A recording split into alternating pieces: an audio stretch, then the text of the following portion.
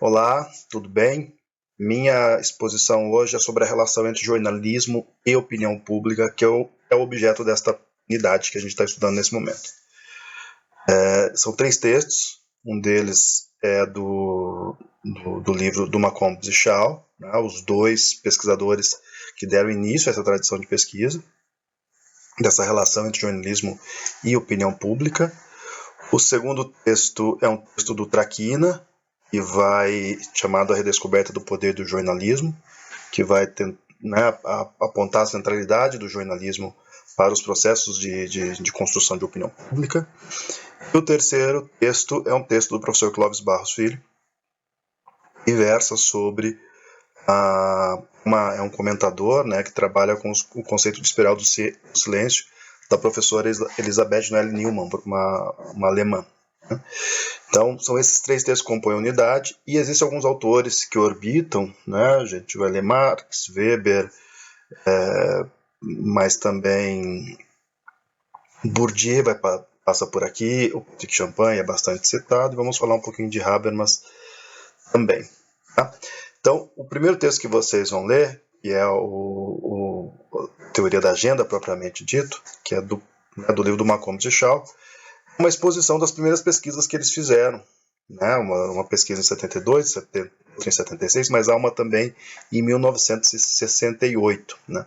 Onde que se situa esse trabalho de pesquisa? A primeira coisa que vocês têm que entender muito claramente sobre a pesquisa sobre jornalismo e opinião pública é que, primeiro, os anos 70, final dos anos 60 e começo dos anos 70, a área da comunicação vive sob a égide do que a gente convencionou chamar de paradigma dos efeitos limitados, né? Uma longa tradição de pesquisa dos anos 40 aos anos 60 nos Estados Unidos, tentando mensurar os efeitos dos meios de comunicação sobre o comportamento das pessoas, sobretudo o comportamento de compra e o comportamento político-eleitoral das pessoas, chegou à conclusão que os meios de comunicação exercem um efeito muito pequeno. Existem outros fatores, a família, o histórico, as relações sociais são muito mais importantes, por exemplo, do que o próprio efeito dos meios de comunicação. E isso leva à defesa ou à consideração de que os meios de comunicação têm um poder muito, muito pequeno. Tá? Este poder diz respeito a algumas coisas que são muito importantes. A capacidade dos meios de persuadir as pessoas a adotar um comportamento ou a mudar um comportamento. Nisso, o efeito é muito pequeno, efetivamente.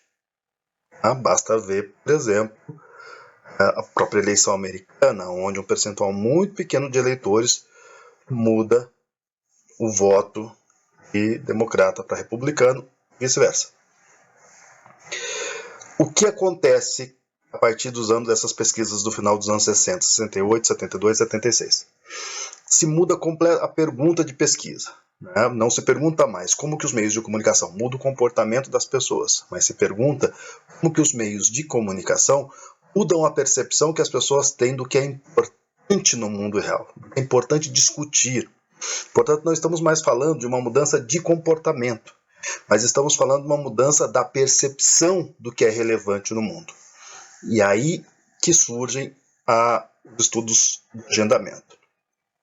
Ou seja, vivendo numa sociedade onde há um Estado, esse Estado dirige os interesses da nação em benefício ou em prejuízo da população, nós, enquanto cidadãos deste Estado, temos que discutir as questões que são de interesse coletivo. Tá? Posto isso, nós devemos ser informados, saber o que é relevante discutir nesse momento. A cada momento, a cada eleição, por exemplo, na eleição de 2002 no Brasil, havia um tema muito premente na agenda pública, que era a questão do desemprego. O que esses caras vão fazer, a partir de 68, Macomb e Shaw, a começar numa pequena cidade chamada Charlotte, é uma pesquisa que tentava fazia assim, a seguinte coisa: pegava por um lado, analisava quais eram os conteúdos, estabelecia uma série de rótulos de conteúdos, né, política, segurança pública, política internacional, bem-estar, estabelecia uma série de rótulos de conteúdos, analisava a saliência desses conteúdos nos meios de comunicação, sobretudo jornal, revista, rádio, sobretudo não, jornal, revista, rádio, TV. Definido quais eram esses temas e ponderado qual era o grau de importância que os meios de comunicação estavam dando para esses temas, eles tentavam verificar se esse grau de importância também estava na cabeça das pessoas, se as pessoas entendiam que esses temas eram irrelevantes também.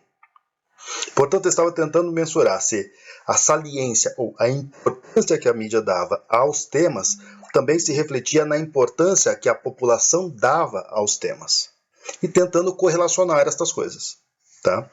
Então, eles fazem, no primeiro momento, uma pesquisa com 100 eleitores indecisos, numa comunidade pequena, atingida por um conjunto pequeno de meios de comunicação. E por que eles fazem isso? Porque eles queriam isolar as variáveis, porque se houvesse um conjunto muito grande de meios de comunicação, as pessoas recebendo informações de muitos lugares, seria muito difícil dizer que o que elas estão dizendo que é relevante veio da relevância que os meios atribuíram a esses assuntos. Então eles fizeram algumas escolhas metodológicas para poder mensurar isso. A base pequena de entrevistados, eleitores indecisos, que supostamente estariam mais afeitos a receber informações sobre o mundo eleitoral, né, sobre a disputa eleitoral, aplicaram uma vez só o questionário, para verificar o que eles julgavam relevante, porque uma vez que você mediu o que os jornais estão dando para o que assuntos os jornais estão dando importância, o momento seguinte é você medir para que assuntos a população está dando importância, para verificar se existe um cruzamento, se as duas coisas batem. Aí eles vão fazer uma coleta. Eles verificam que de fato existe uma relação. Mas eles se colocam a seguinte questão. Tá, mas e se, por exemplo, o problema da segurança pública aparece aqui como relevante para a população, porque de fato no mundo ele é um problema relevante e aparece para os jornais o mesmo motivo, ou seja, a questão é relevante e é isso que influencia o que as pessoas julgam relevantes e o que os jornais julgam relevantes. O que não me permite concluir que o que o jornal está julgando relevante está influenciando a posição das pessoas.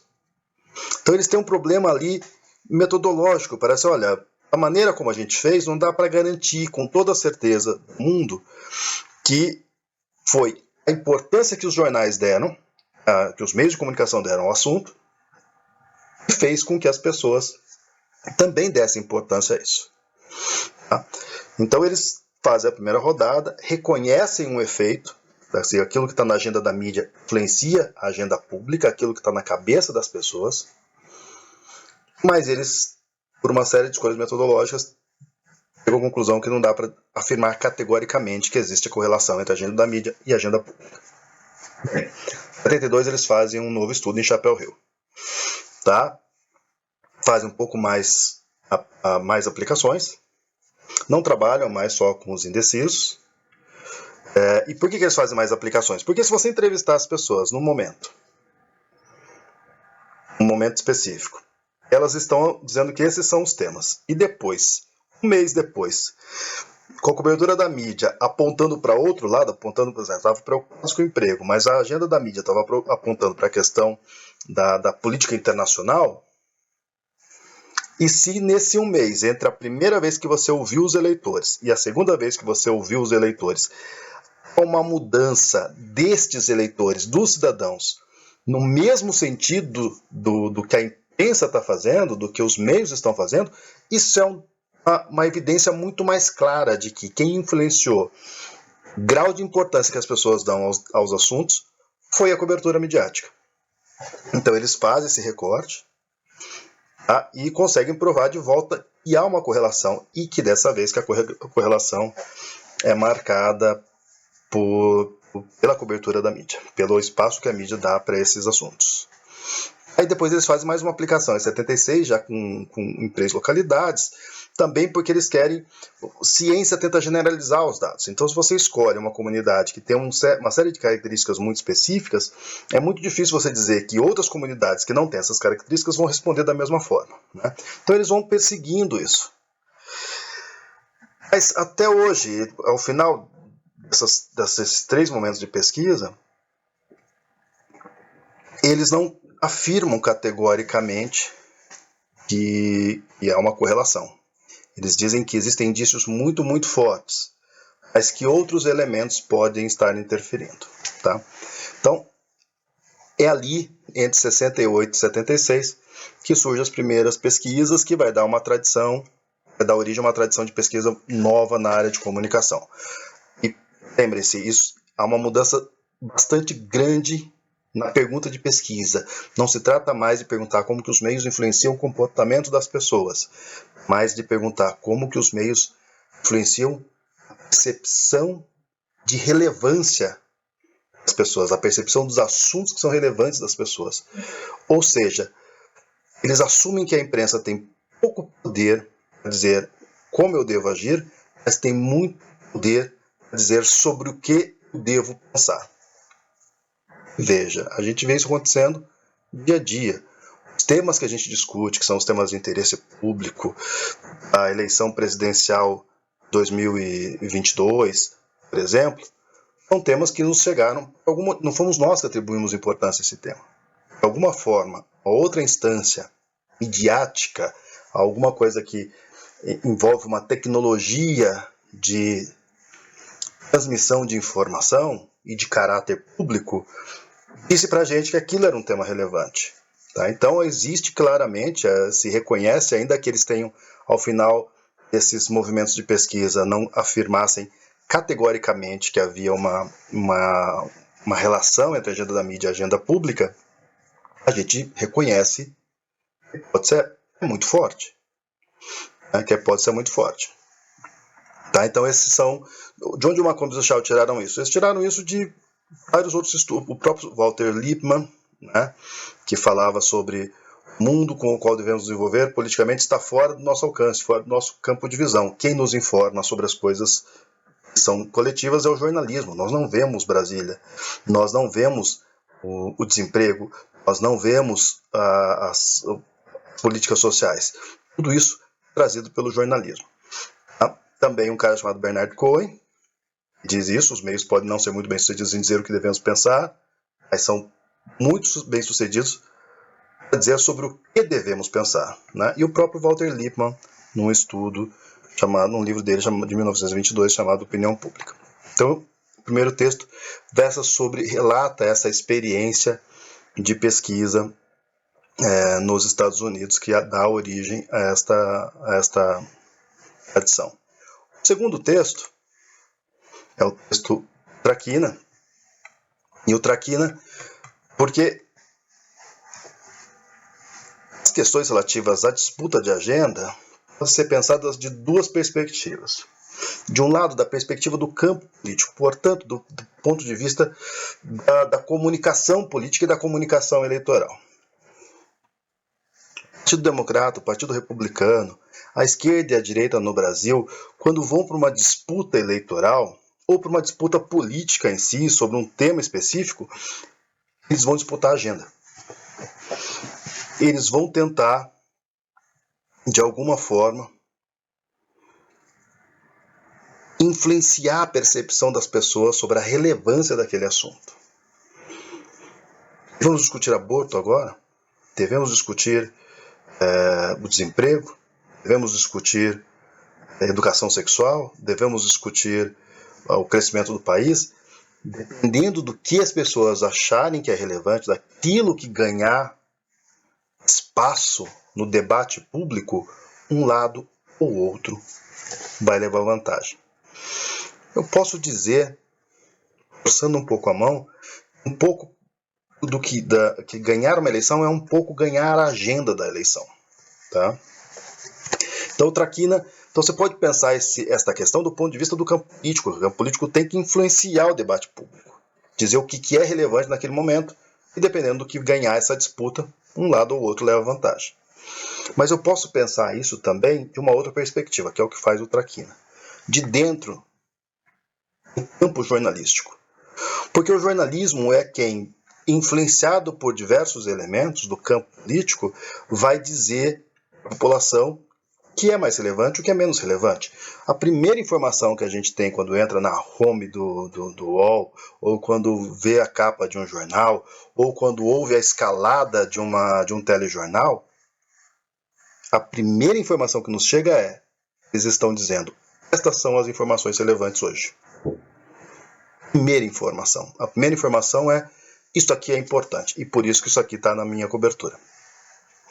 Então o campo jornalístico é um grande definidor ainda que tenha perdido espaço em função das redes sociais, mas é um grande definidor daquilo que é a agenda pública, um definidor da agenda pública, que ele é o grande definidor da agenda midiática. Tá? Então, o Traquina faz toda uma discussão também sobre como esta teoria, como essa tradição é a superação da teoria dos efeitos limitados, tá? E a recolocação, por isso o título do texto, Redescoberta do Poder do Jornalismo, porque se acreditava que o poder era muito baixo e de repente se repensa esse poder em outros termos, não mais em termos comportamentais, mas em termos cognitivos, daquilo que as pessoas pensam, e você volta a estabelecer que o jornalismo tem uma influência poderosa na sociedade, uma influência muito grande para definir o que é o debate público. Estudos de agendamento também podem ser chamados de estudos de agenda setting, ou de definição de agenda. Tá?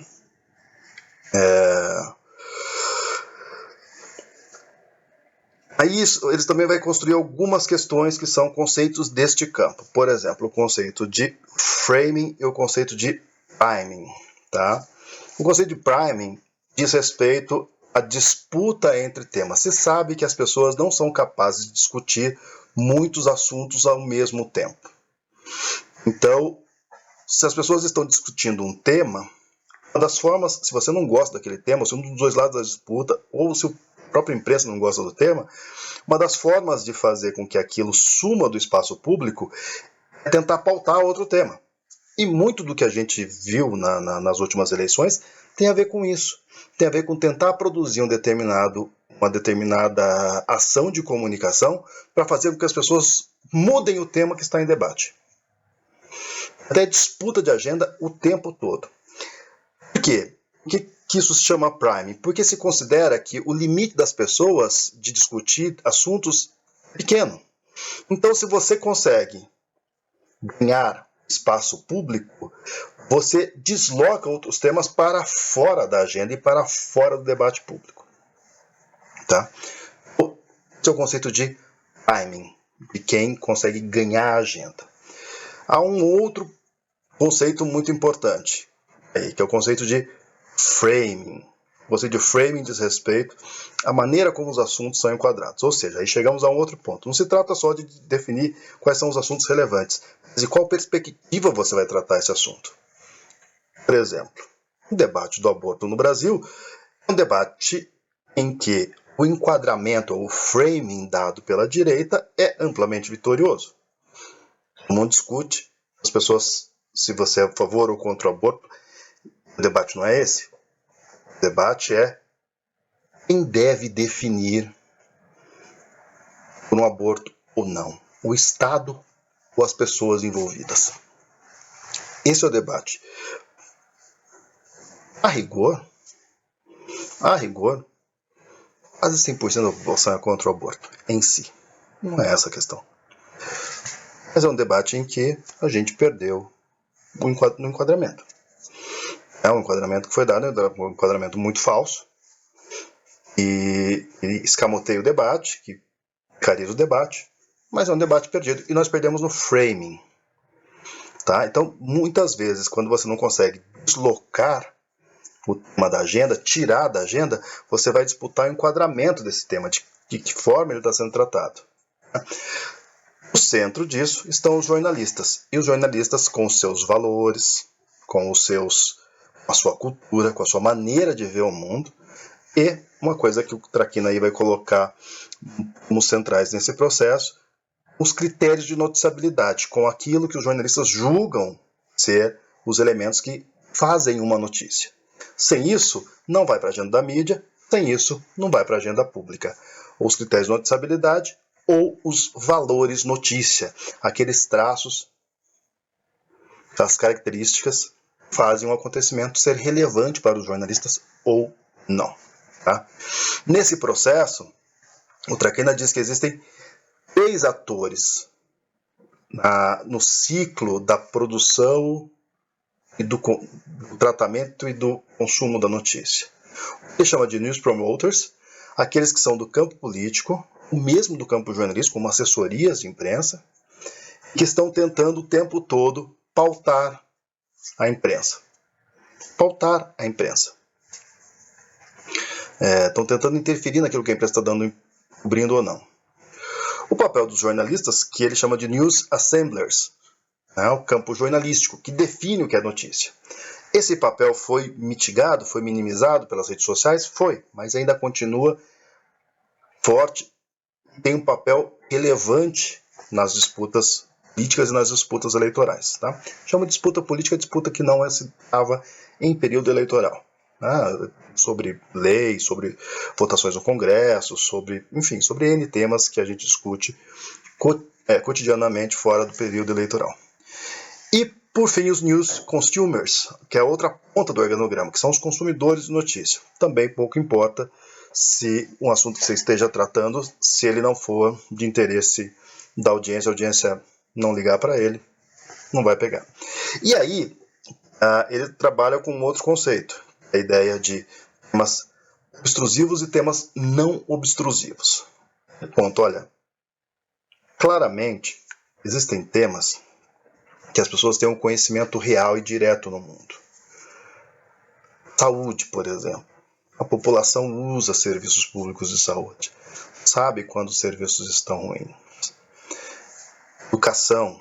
A população sabe quando se relaciona diretamente com a escola, com a educação dos filhos. Então, isso são temas que são muito difíceis de você... eles não são abstratos, eles são concretos na vida das pessoas. E são temas obstrusivos. Há temas que às vezes a cobertura apenas reforça, mas ela simplesmente não pode ignorar, porque eles fazem parte da vida das pessoas. A agenda também é construída isso, pelo mundo real. Se a segurança piora, o tema de segurança pública vai ter muito mais facilidade de adentrar na agenda midiática.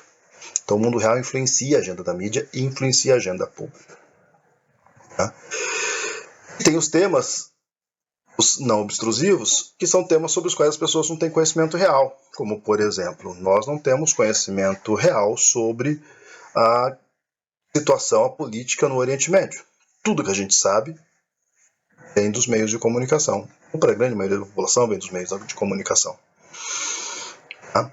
O mesmo debate sobre corrupção no Brasil é um debate muito abstrato. Nós não vemos a corrupção atuando de maneira concreta no nosso dia a dia. Portanto, as relações de causa-consequência com a corrupção são relações indiretas. Supostamente, a corrupção tira dinheiro da saúde. Mas é muito diferente a qualidade do serviço. A população vai no posto de saúde, vai na unidade de saúde e vê que a qualidade do serviço piorou, que não tem médico, que a unidade está degradada, que não tem remédio, que não tem material básico para o funcionamento daquela unidade. Então, são temas muito diferentes. Tá? Não sendo todo esse processo, e por isso o Traquina vai lançar esta perspectiva, está o jornalista. Tá? E por fim, o terceiro texto, do Clóvis Barros Filho, é a análise de um outro conceito que tem a ver também com a opinião pública, mas o conceito de espiral do silêncio. Espiral do silêncio não é novo, não se trata de um comportamento em si, mas se trata, na verdade, de uma construção midiática de posição majoritária. A espiral do silêncio depende de 3 elementos. Primeiro, ela parte do princípio de que nós, como seres sociáveis que somos, gostamos de viver em grupo, e porque gostamos de viver em grupo, temos muita dificuldade de ir na contramão do nosso grupo. Ou seja, a gente aceita socialmente uma série de comportamentos, ideias, para nos ajustarmos ao nosso grupo social. Estar na contramão tem um preço. Custa caro. 2. A teoria se assenta na ideia de que as pessoas têm uma percepção de qual é a posição majoritária. Não precisa ser uma posição que seja majoritária. Por exemplo, nós sabemos na sociedade, que a gente sabe por pesquisa, né, que a sociedade é contra o armamento da população. A população, na sua grande maioria, é contra essa liberalidade para comprar, portar armas. Então, eu suponho o seguinte: uma determinada minoria, e a gente não sabe o que os outros pensam, consegue fazer muito barulho a favor das armas. A imprensa compra essa agenda e passa a fazer uma série de matérias que versam sobre a questão da posse de armas. Aí, eu, que sou contra a posse de armas, olho em volta e vejo, caramba, todo mundo defende isso, eu sou minoria. Eu não vou abrir a minha boca, não. Não vou abrir minha boca porque, se eu abrir minha boca, vai ter 3, 4, 5, 8 pessoas discutir comigo por esse tema. Eu vou brigar com muita gente se eu assumir uma outra posição. Não vou fazer isso. Veja só, a espiral do silêncio não parte da ideia de que a opinião minoritária cede à opinião majoritária. Mas que depende muito da percepção. Que uma opinião, mesmo majoritária, pode ceder a uma opinião minoritária se achar que a opinião minoritária é majoritária. E onde se constrói essa percepção de voz majoritária? Hoje, a gente pode dizer que as redes sociais são um grande instrumento de construção dessa percepção de maioria. Um monte de gente gritando e falando alto e discutindo. Assim, nossa, todo mundo concorda com isso. Mas, ao tempo da Noelle Neumann, e mesmo hoje, a mídia tem um poder muito grande de definir quais são os temas relevantes, mas também de definir qual é a opinião majoritária. Por exemplo, parece que é um consenso, você não pode, hipótese alguma, produzir queda na Bolsa de Valores. Então se trabalha como se isso fosse amplamente majoritário, quase um consenso na sociedade. Se a Bolsa de Valores perde valores, isso é ruim para a sociedade. Uma ova. Isso aí é uma minoria que conseguiu fazer com que esta percepção, essa perspectiva, parecesse a posição majoritária. E aí você, na contramão disso, tem seu preço. Por quê? Porque o que diz a teoria no final das contas? Porque aí entra o terceiro elemento, que ele chama de silêncio tendencial. Não quero me isolar. Eu acho que a minha posição é minoritária. Eu não passo a defender a posição majoritária, que não é minha, mas eu silencio. Tanta gente está falando que a bolsa não pode ser prejuízo, que as ações não podem cair, que eu não penso assim, mas eu vou ficar quietinho porque a minha posição é minoritária. E quando eu fico quietinho, aí mais parece que a posição oposta é majoritária, porque não tem vozes publicamente questionando isso.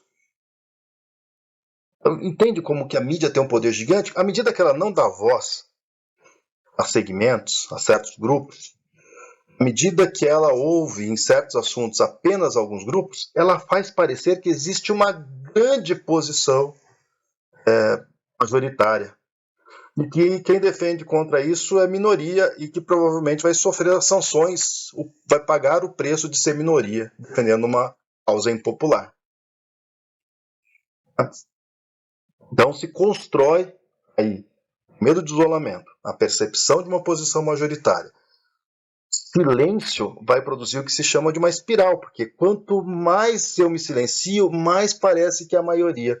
Quanto mais parece que é a maioria, mais outras pessoas vão silenciar, e assim vai numa espiral que mira na produção uma percepção de que uma ideia, que é uma ideia entre outras, é a ideia de toda a sociedade. E a gente faz isso, veja, em muitos momentos, provavelmente, vocês podem ter receio de defender uma posição que achavam que no local onde vocês estavam, ou na sociedade como um todo, aquela posição era minoritária. Então vocês não sabem. Uma percepção. Tá? Quanto maior o poder midiático, quanto mais gente é atingida por um determinado meio de comunicação, hoje por um influencer, mais essa opinião desse grande produtor de consenso, mais vai parecer que esta posição é a posição majoritária, ainda que não seja. Isso é a teoria da espiral do silêncio. Silêncio tendencial. Ou seja, silêncio é a opinião pública. O silêncio é a opinião pública. Enfim, são esses 3 textos. Uma série de conceitos ainda que a gente tem que tratar, mas a gente fala em aula, a gente se vê, né, na turma, aprofundando esse debate. Até lá, bom estudo.